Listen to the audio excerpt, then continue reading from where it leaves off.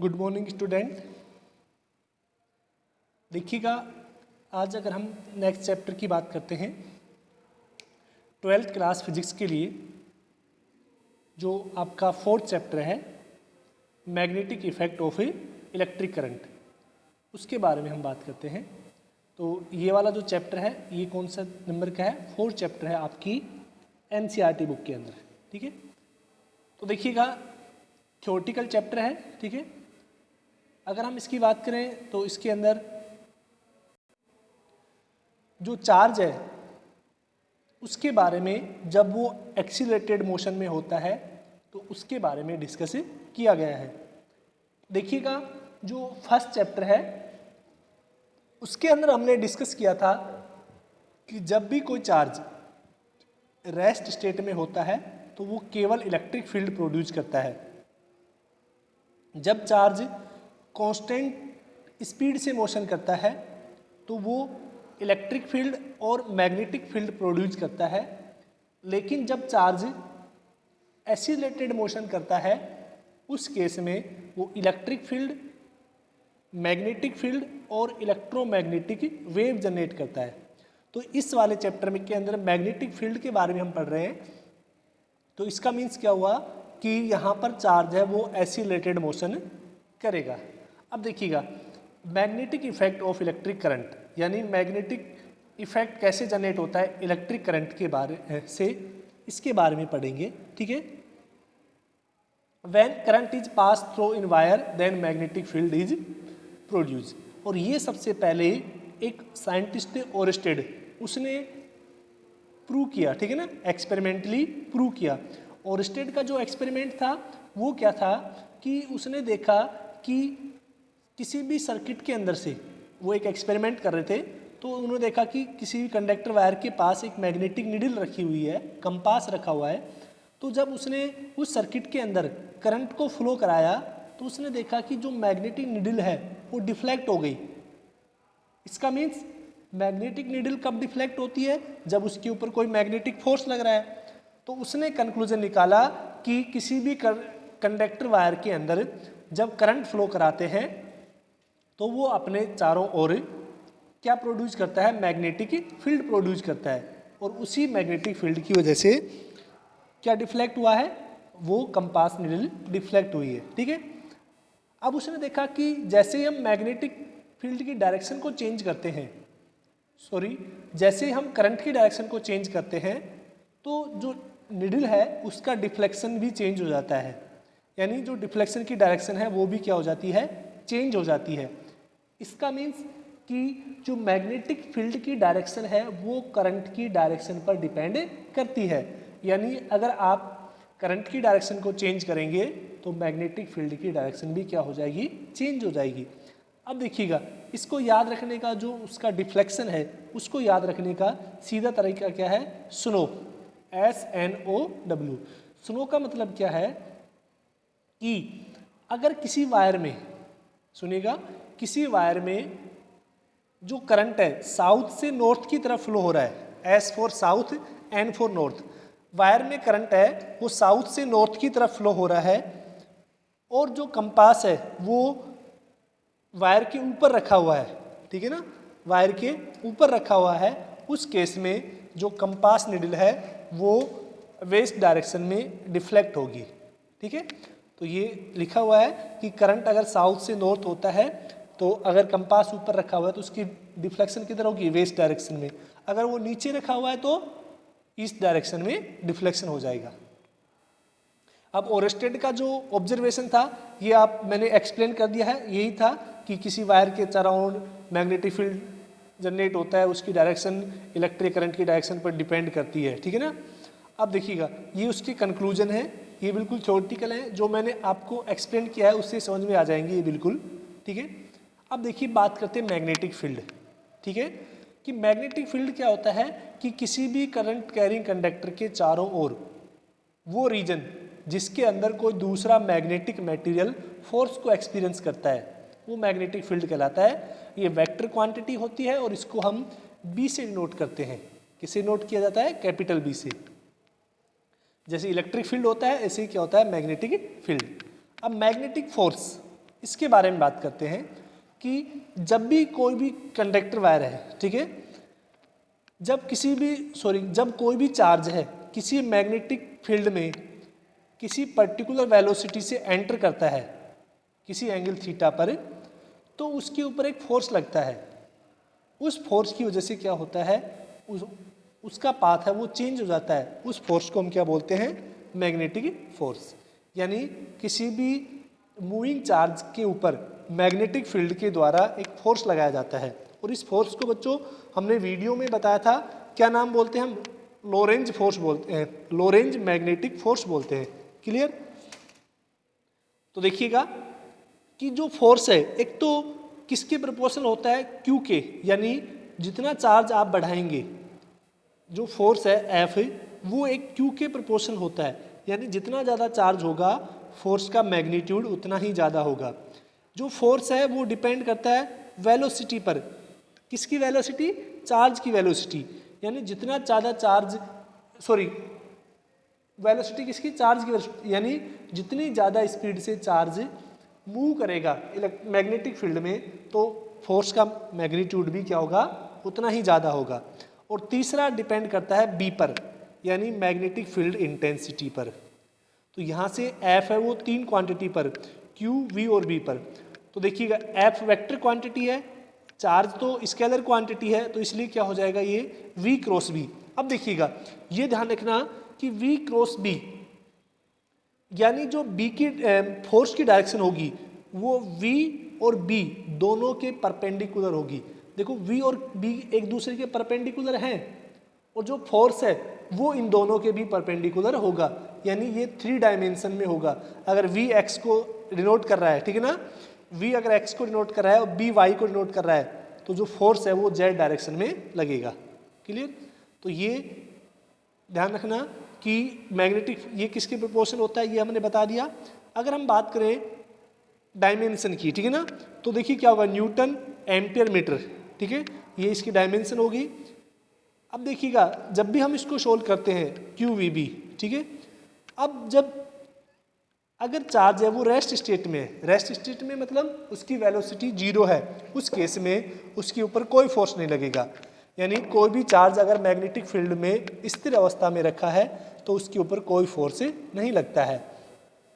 अगर चार्ज है magnetic field में 0 डिग्री पर एंटर करता है, यानी पैरेलल एंटर करता है, या 180 डिग्री पर एंटर करता है, यानी एंटी पैरेलल एंटर करता है, तब भी उसके ऊपर कोई फोर्स नहीं लगेगा।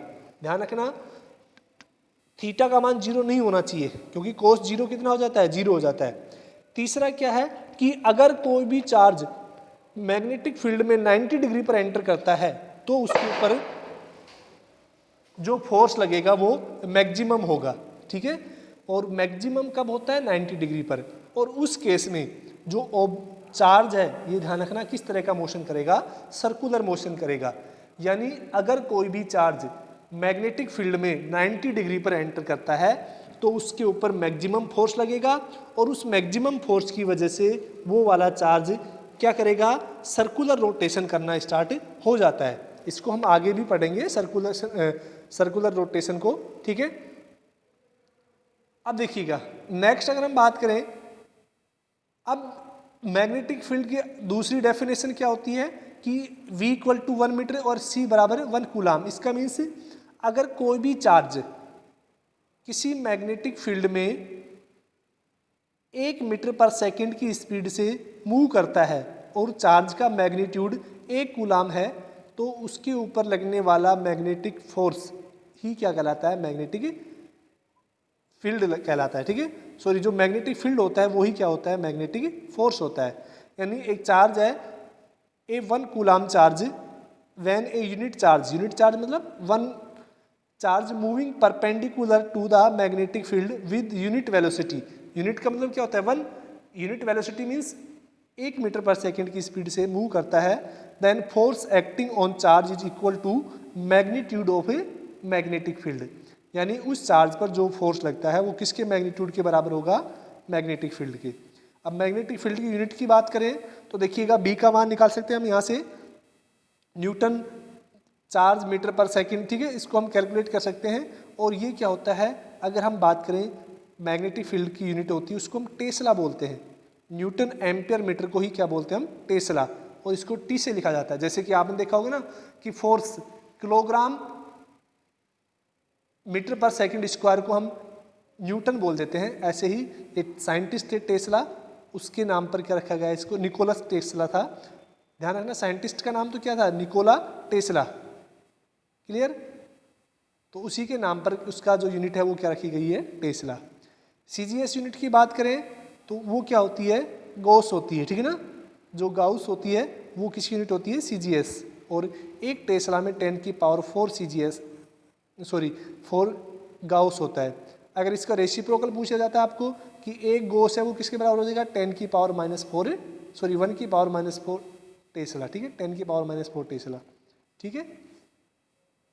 अब फ्लेमिंग लेफ्ट हैंड रूल, इसके बारे में कोई ज़्यादा इंपॉर्टेंट मतलब आपने ज़्यादा पढ़ा हुआ है। इसका मीन्स अगर लेफ्ट हैंड यानी अगर आपकी लेफ्ट हैंड की थंब, फर्स्ट फिंगर और सेंट्रल फिंगर अगर एक दूसरे के परपेंडिकुलर हैं, अगर जो सेंट्रल फिंगर है वो मैग्नेटिक फील्ड की डायरेक्शन को डिनोट करते हैं और जो मिडिल फिंगर है वो करंट की डायरेक्शन को डिनोट करता है, तो जो थंब है वो किसकी डायरेक्शन को डिनोट करेगा, फोर्स की डायरेक्शन को। ये तो आपको क्लियर है, कोई 9th क्लास में पढ़ के आए थे, ठीक है ना। तो ये इसके कंक्लूजन है। 1-2 ये ध्यान रखना कि मैग्नेटिक फील्ड है अगर किसी सरफेस के अंदर इनसाइड एंटर कर रहा है यानी इनसाइड द सरफेस, तो उसको हम क्रॉस से डिनोट करते हैं बच्चों। अगर जो मैग्नेटिक फील्ड है सरफेस से बाहर की ओर आ रहा है आउटवर्ड, तो उसको हम डॉट से रिप्रेजेंट करते हैं, ठीक है।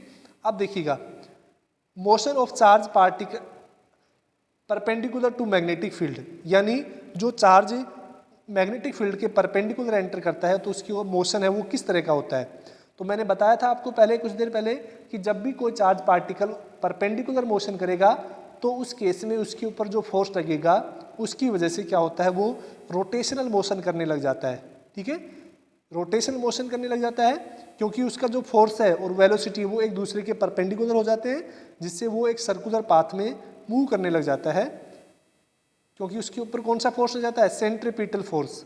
तो आपको पता है कि जब भी कोई चार्ज पार्टिकल किसी मैग्नेटिक फील्ड में एंटर करेगा तो उसके ऊपर लगने वाला फोर्स कौन सा होगा, QVB। अब जब वो रोटेशनल मोशन करेगा तो आपको पता है कि रोटेशनल मोशन के अंदर उसके ऊपर लगने वाला एक दूसरा फोर्स कौन सा हो जाएगा, सेंट्रीपिटल फोर्स, जिसको हम किसी भी रोटेशनल बॉडी को उसकी ऑर्बिट में रोटेट करने के लिए सेंटर के द्वारा प्रोवाइड करा जाता है।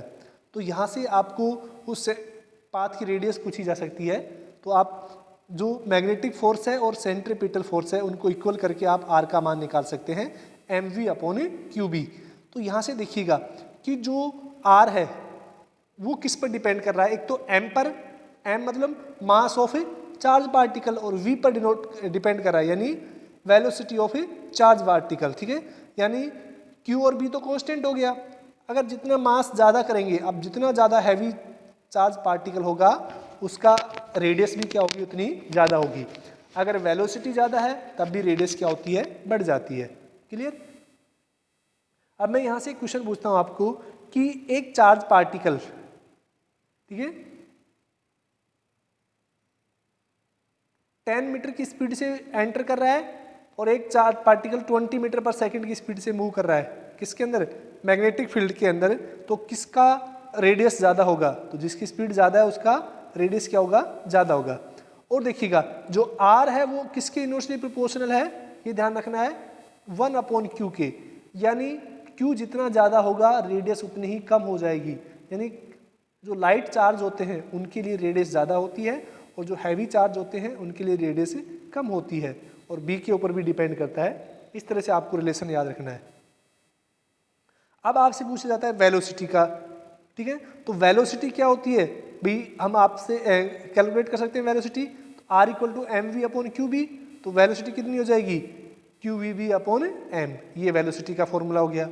अगर हम बात करें काइनेटिक एनर्जी की, तो काइनेटिक एनर्जी कितनी होती है, 12mv², ठीक है। तो यहाँ से काइनेटिक एनर्जी क्या रख लेंगे, 12mv² और v²। कैसे, अगर हम दोनों तरफ स्क्वायर कर देंगे तो मोमेंटम याद हो तो आपको P = mv, 11th क्लास का जो मोमेंटम है उसके बारे में बात करें तो यानी जो काइनेटिक एनर्जी या मोमेंटम है वो किसके रिलेशन, ये आपने 11th क्लास में ही पढ़ा था ये डायरेक्ट फॉर्मूला, और मुझे उम्मीद होगी कि आपको याद होगा कि P इक्वल टू क्या होता है, √2 मास इंटू काइनेटिक एनर्जी, ठीक है ना। तो ये रिलेशन हो जाएगा। तो यहाँ से R यानी मोमेंटम पे भी डिपेंड करता है, ठीक है, ये रिलेशन हो गया। ये काइनेटिक एनर्जी के लिए हो गया। सिर्फ यहाँ पर R की वैल्यू रखनी है, V की वैल्यू रखनी है और कैलकुलेट करना है। टाइम पीरियड, अब टाइम पीरियड क्या होता है कि एक रिवोल्यूशन में जितना टाइम लगता है वो टाइम पीरियड कहलाता है।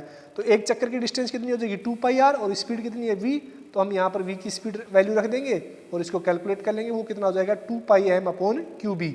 यहाँ से देखिएगा सबसे इंपॉर्टेंट कंक्लूजन क्या है कि जो टाइम पीरियड है वो रेडियस पर डिपेंड नहीं कर रहा है। आर का कंपोनेंट कहीं पर भी नहीं है टाइम की फॉर्मूले में। इसका मीन्स क्या हुआ कि क्यों डिपेंड नहीं कर रहा है आर पर, क्योंकि जैसे ही वो एंटर करता है जितनी ज़्यादा स्पीड होती है तो उसकी रेडियस बढ़ जाती है। रेडियस बढ़ जाती है, स्पीड ज़्यादा होने से क्या होती है, रेडियस का मान बढ़ जाता है, उससे टाइम पीरियड कांस्टेंट रह पाता है, ठीक है। और आपको फ्रीक्वेंसी होती है टाइम पीरियड का रेसिप्रोकल, तो ये हमने कैलकुलेट कर सकते हैं। एंगुलर फ्रीक्वेंसी कितनी होती है, ओमेगा इक्वल टू 2πf, तो हम इसको ओमेगा इक्वल टू क्या हो जाएगा 2π/t, इसको हम कैलकुलेट कर सकते हैं, यानी ये आपकी एंगुलर फ्रीक्वेंसी होगी। और यूनिट क्या होती है एंगुलर फ्रीक्वेंसी की, रेडियन पर सेकंड, और सिंपल फ्रीक्वेंसी की क्या होती है, पर सेकंड, ठीक है, ये ध्यान रखना। अब देखिए motion of charge particle when theta equal to greater than 0 and less than 90 degree. अभी तक बच्चों आपने देखा था कि अगर थीटा 0 डिग्री होता है तो चार्ज पार्टिकल के ऊपर कोई फोर्स नहीं लगता, यानी वो लीनियर मोशन करता है, चाहे वो मैग्नेटिक फील्ड के पैरेलल हो या फिर वो एंटी पैरेलल हो। अगर 0 डिग्री पर एंटर करेगा तो सीधा रहेगा, एंटी पैरेलल 180 डिग्री पर एंटर करेगा तो यानी एंटी पैरेलल हो गया। अगर वो 90 डिग्री पर एंटर करता है तो आपको पता है वो सर्कुलर मोशन करेगा, ठीक है। लेकिन चार्ज पार्टिकल अगर 90 से तो कम हो और 0 से ज़्यादा होता है, यानी जैसे 60 पे हो गया, 30 पे हो गया, 45 पे हो गया, इन डिग्री पर एंटर करता है तो उसका जो पाथ है वो ना तो सर्कुलर हो पाता है और ना ही लीनियर पाथ हो पाता है, वो दोनों का कॉम्बिनेशन हो जाता है। उसको हम कैसा पाथ बोलते हैं, हेलिकल पाथ बोलते हैं। हेलिकल मतलब हेलिक्स की फॉर्म में, इस तरह से वो घूमेगा भी और आगे भी चलेगा, ठीक है, उसको हम क्या बोलते हैं, हेलिकल पाथ, ठीक है। यानी कोई भी चार्ज पार्टिकल जब मैग्नेटिक फील्ड में एंटर करेगा, जैसे थीटा एंगल पे, तो जैसे ही मैग्नेटिक फील्ड में एंटर करेगा उसके ऊपर फोर्स लगेगा, तो वो फोर्स की वजह से क्या होगा, इस तरह से सर्कुलर भी रोटेट करेगा और आगे की ओर भी बढ़ेगा। इस तरह का जो मोशन है वो कौन सा होता है, हेलिकल मोशन कहलाता है। अब देखो इसके दोनों रीजन क्यों है, क्योंकि जैसे उसने v वेलोसिटी से एंटर किया मैग्नेटिक फील्ड के अंदर, तो ये जो थीटा एंगल्स पर एंटर किया तो ये वाला कंपोनेंट कौन सा हो गया उसका, v cos थीटा हो गया, थीटा के साथ हमेशा cos थीटा वाला होता है। और ये वाला कंपोनेंट कौन सा हो गया, v sin थीटा। क्लियर, यानी जो v cos थीटा है वो तो 0 डिग्री बना रहा है और v sin थीटा है वो 90 डिग्री बना रहा है।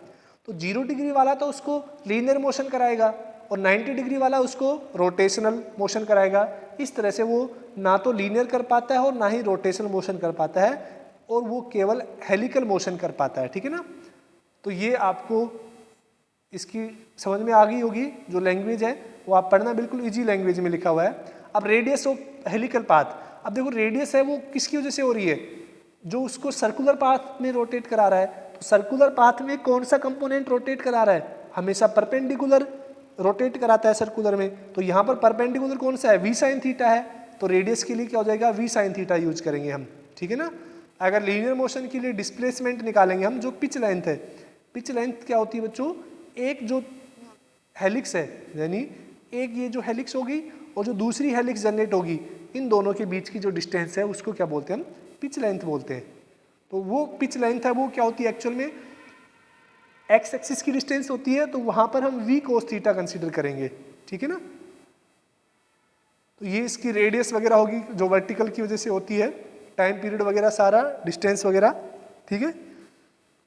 बस पिच लेंथ के अंदर यानी v cos थीटा हम यूज करेंगे, स्पीड इनटू टाइम। अब लोरेंज फोर्स, ठीक है ना। देखो एक होता है लोरेंज मैग्नेटिक फोर्स जो F equal to QVB, F equal to QVB, इसको हम बोलते हैं लोरेंज मैग्नेटिक फोर्स। और लोरेंज फोर्स क्या होता है कि किसी भी चार्ज पार्टिकल जब वो इलेक्ट्रिक फील्ड और मैग्नेटिक फील्ड दोनों में होता है तो उसके ऊपर जो नेट फोर्स लगता है उसको हम क्या बोलते हैं, लोरेंज फोर्स। यानी इलेक्ट्रिक फील्ड और मैग्नेटिक फील्ड का जो कंबाइन फोर्स होता है, दोनों का जो सम होता है, उसको हम क्या बोलते हैं, लोरेंज फोर्स। इलेक्ट्रिक फील्ड आपको पता है QE होता है और मैग्नेटिक फील्ड QVB, दोनों को ऐड करेंगे, Q कांस्टेंट हो गया, EV प्लस B, ये क्या हो गया, लोरेंज फोर्स। ठीक है, साइक्लोट्रॉन है, ये आपके सिलेबस में रिमूव कर दिया गया है, ये ध्यान रखना है, ये वाला टॉपिक आपके सिलेबस से रिमूव कर दिया है, तो आपको इसको नहीं पढ़ना है, प्रिंसिपल वगैरह डायग्राम वगैरह कुछ ही नहीं करना है, आप वर्किंग वगैरह भी छोड़नी है, ये मैथमेटिकल एनालिसिस भी छोड़ना है आपको, एंगुलर फ्रीक्वेंसी और एनर्जी ऑब्टेन यहाँ तक भी, ठीक है ना, टोटल नंबर ऑफ साइकिल्स ये भी छोड़ना है। ठीक है, ये लिमिटेशन ऑफ साइकिल, साइक्लोट्रॉन ये भी नहीं करना है। ठीक है ना, अब देखिएगा यहाँ से बात करते हैं हम वापस से कि ये जो पॉइंट है इसके बारे में। ठीक है, अब देखिएगा nature of magnetic field due to the current carrying wire, यानी करंट कैरिंग वायर की वजह से जो मैग्नेटिक फील्ड है वो किस, उसका नेचर कैसे होगा, उसकी वजह से हम बात करते हैं। ठीक है, तो इसको हम राइट हैंड थंब रूल से भी कैलकुलेट कर सकते हैं। यानी अगर किसी भी स्ट्रेट वायर के अंदर अगर जो थंब है वो करंट की डायरेक्शन को डिनोट कर रहा है, तो फिंगर की जो रोटेशन है वो किसको डिनोट करेंगी, मैग्नेटिक फील्ड की डायरेक्शन को डिनोट करेंगी। क्लियर। अब देखिएगा magnetic force on current carrying conductor in magnetic field, काफ़ी इंपॉर्टेंट डेरिवेशन है, ये एग्जाम में पूछी जाती है। ठीक है, कि किसी भी करंट कैरिंग वायर यानी किसी भी कंडक्टर के ऊपर जब उसको मैग्नेटिक फील्ड में रखते हैं तो जो फोर्स लगता है वो कैसे कैलकुलेट किया जाता है। ठीक है, तो मान लेते कि कोई भी एक वायर है, डायग्राम के अंदर देखना कि कोई भी एक वायर है जो जिसके अंदर I करंट फ्लो हो रहा है और उस वायर की लेंथ कितनी है, L है, और क्रॉस सेक्शन एरिया कितना है, A है, वो किसी मैग्नेटिक फील्ड के अंदर रखा हुआ है, तो उसके ऊपर कितना फोर्स लगेगा उसके बारे में हम बात करते हैं। ठीक है, तो मान लेते कि कोई भी चार्ज कोई भी वायर है जिसके ऊपर फोर्स लगता है, आपको पता है मूविंग चार्ज पर QEB sin थीटा। अगर हम टोटल चार्ज निकालें इस कंडक्टर वायर के अंदर तो वो कितना हो जाए, Q इक्वल टू NE। ठीक है ना, अब N क्या है, नंबर ऑफ चार्ज पार्टिकल्स। अब हम पर यूनिट वॉल्यूम के चार्ज पार्टिकल निकालेंगे तो total charge particles upon V। ये स्मॉल n क्या है, number of charge particle in per unit volume, और कैपिटल N क्या होता है, number of charge particle in per unit volume into volume, यानी total number of charge particle. ठीक है, तो total number of charge particle कितना हो जाएगा, n इंटू वी। तो ये Q का मान हो गया। तो अब देखिएगा V है वो क्या है, वॉल्यूम। अब इस कंडक्टर वायर का वॉल्यूम कैसे निकालेंगे हम, इसके क्रॉस सेक्शन एरिया को अगर हम इसके लेंथ से मल्टीप्लाई कर देंगे तो इस सिलेंड्रिकल वायर का क्या हो जाएगा, वॉल्यूम निकल जाएगा। क्योंकि देखो क्रॉस सेक्शन एरिया क्या होता है, पाई आर स्क्वायर, और लेंथ यानी h, pi r square h क्या होता है, सिलेंडर का वॉल्यूम होता है। ठीक है, तो यानी इसके एरिया को A को इसकी लेंथ L से मल्टीप्लाई कर देंगे तो वो क्या बन जाएगी, इसकी वॉल्यूम। तो वॉल्यूम कितनी होगी, NaL इंटू E। E क्या है यहाँ पर, चार्ज पार्टिकल, इलेक्ट्रॉन। अगर हम इस F की वैल्यू निकालें, Q की जगह NeLV लिखेंगे, तो इसको हमने रख दिया। अब देखिएगा आपको पता है कि जो NeAV जो ये होता है ड्रिफ्ट वेलोसिटी, चार्ज पार्टिकल किसी कंडक्टर में जो मूव करता है उस वेलोसिटी को हम क्या बोलते हैं, ड्रिफ्ट वेलोसिटी। ठीक है, तो ये क्या हो गया, V बराबर क्या हो गया, VD, हम ड्रिफ्ट वेलोसिटी से निकाल सकते हैं, तो ये क्या हो गया, NeAVD LB sin थीटा। ठीक है, तो ये I का मान कितना हो गया, NeAVD हम पढ़ चुके हैं, और F equal to ILB sin theta. अब I तो क्या है, एक स्केलर क्वांटिटी है, L और B sin थीटा जब हम रिमूव करेंगे तो क्रॉस आ जाएगा। ठीक है, तो ये क्या होता है, किसी भी करंट कैरिंग वायर के ऊपर फोर्स F बराबर ILB, सीधा याद रखिए F इक्वल टू BIL। ठीक है ना, यानी I क्या होता है उस कंडक्टर वायर के अंदर करंट, L क्या होता है उसकी लेंथ, और B क्या होता है उसका मैग्नेटिक फील्ड इंटेंसिटी।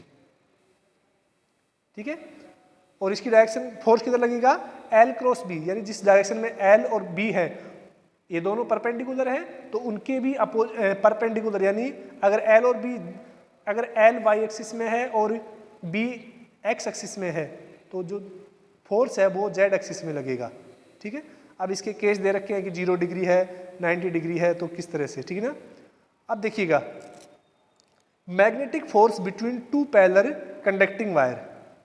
बच्चों देखिए कुछ टॉपिक आगे पीछे हो सकते हैं, ठीक है। तो देखिए दो पैरेलल वायर के बीच में जो फोर्स लगता है उसके बारे में बात करेंगे, और इसके बारे में हमने जो एम्पियर रूल पढ़ा था, द एम्पियर लॉ, उसके अंदर भी इसको डिस्कस किया था। सीधा याद रखिएगा कि जब भी दो वायर के बीच में जब भी दो वायर के अंदर करंट सेम डायरेक्शन में मूव करता है तो वो दोनों वायर एक दूसरे को अट्रैक्ट करेंगे। अगर जो करंट है वो अपोजिट डायरेक्शन में है तो वो एक दूसरे को क्या करेंगे, रिपेल करेंगे, ठीक है। अब देखिएगा magnetic field due to current carrying straight wire is given B equal to μ0I/2πr। ये कहाँ से आता है फॉर्मूला, इसके बारे में हम बात करते हैं, ठीक है। कि किसी भी दो करंट कैरिंग वायर है, ठीक, किसी भी करंट कैरिंग वायर से r डिस्टेंस पर जो मैग्नेटिक फील्ड होता है वो μ0I/2πr।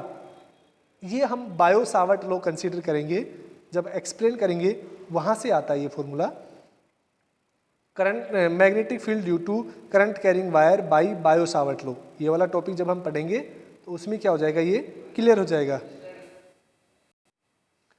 तो देखिए बच्चों इसका जो ये डेरिवेशन है, ये जो वायर के बीच में, इसको आपको एम्पियर लॉ में हम कंसीडर करेंगे, ठीक है ना। ये जो एम्पियर की डेफिनेशन है इसको हम प्रॉपर, अब देखिए राइट हैंड पाम रूल क्या कहता है कि अगर आप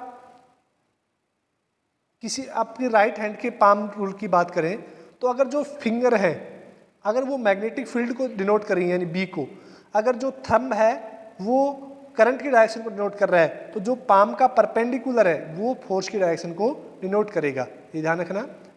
यूज ऑफ साइक्लोटोन है, ये छोड़ देना आपको, ठीक है। अब बात करते हैं बायो सावर्ट लॉ, ठीक है, काफ़ी इंपॉर्टेंट है बायो सावर्ट लॉ।